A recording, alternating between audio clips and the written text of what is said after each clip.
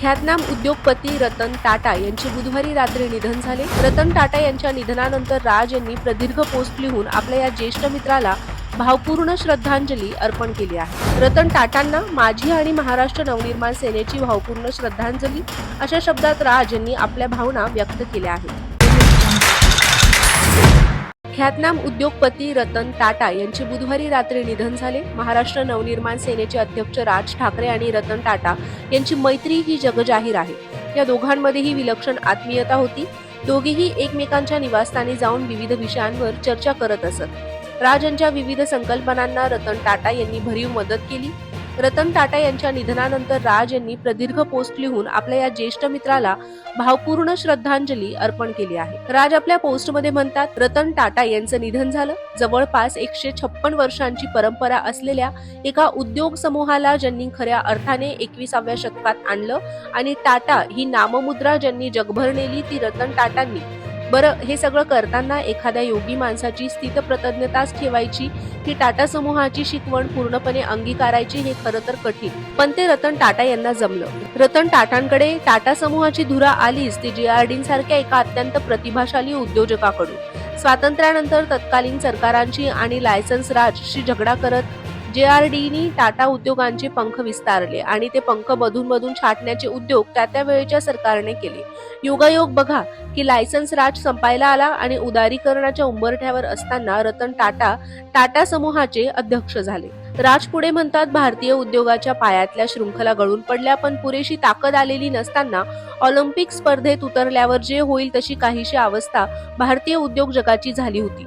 पण रतन टाटांच्या खऱ्या अर्थाने जागतिकीकरण भारतीय मनांना कसं घडवेल याचा अंदाज होता आणि भारतीय मनगट जागतिक बाजारपेठ पेलायला कशी सक्षम आहेत हे देखील त्यांना अचूक माहिती होतं। त्यामुळे कॉफी पासून हातातल्या घड्याळापर्यंत ते जगातील सगळ्यात मौल्यवान IT कंपनी TCS बनवण्यापर्यंत ते ब्रिटिशांच्या मानबिंदू असणारी जॅग्वार आणि रेंज रोव्हर कंपनी ताब्यात घेण्यापर्यंत अनेक सीमोल्लंघने रतन टाटांनी साध्य केली।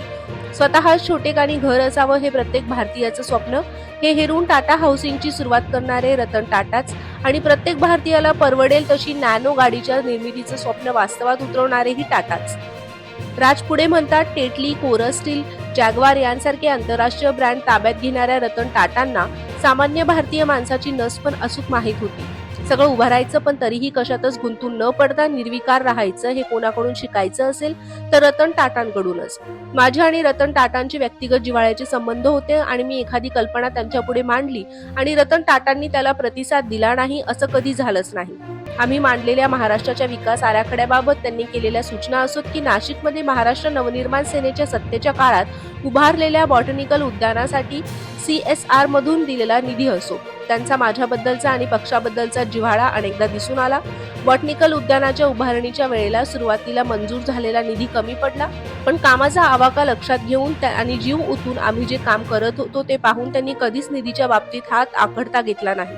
इतकंच नाही, ते उद्यान पूर्ण झाल्यावर त्यांनी ते बघायला यावं अशी विनंती मी केली होती, ज्याला त्यांनी मान देऊन ते स्वतः नाशिकला आले होते। रतन टाटांची अजून एक गोष्ट मला प्रचंड आवडायची आणि ती म्हणजे त्यांचं श्वानप्रेम।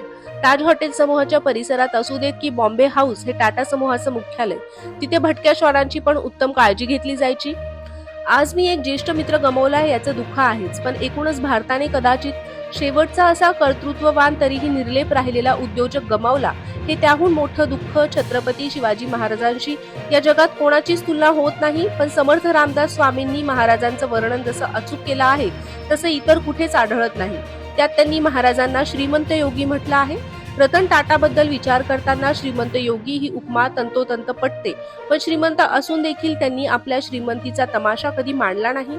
असा माणूस पुढच्या पिढ्यांना पाहायला न मिळणं ही अधिक दुःखाची बाब। रतन टाटांना माझी आणि महाराष्ट्र नवनिर्माण सेनेची भावपूर्ण श्रद्धांजली अशा शब्दात राज यांनी आपल्या भावना व्यक्त केल्या आहेत।